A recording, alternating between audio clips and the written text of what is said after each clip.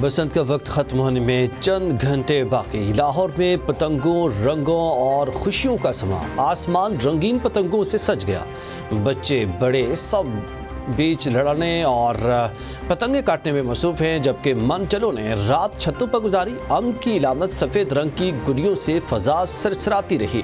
ढोल की थाप पर भंगड़े, खानों और मिठाइयों का भी भरपूर दौर रहा। मज़ेदार खानों से तवाज़ो, बच्चे गलियों और सड़कों में पतंगे लूटने में मसरूफ़।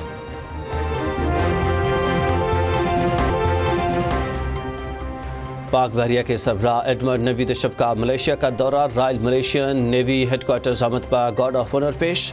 समुद्री सिक्योरिटी, ऑपरेशनल ताउन और इस्तेदाद कार बढ़ाने पर जोर दिया गया। सरबराह पाक बहरिया का मलेशिया के नेशनल हाइड्रोग्राफिक सेंटर का दौरा। हाइड्रोग्राफी के शोबे में तरबियत, डेटा के तबादले और पेशा वराना ताउन पर इत्तेफाक किया गया। पाक मलेशिया बहरी शराकतदारी मजीद मजबूत बनाने के अज़्म का इयादा।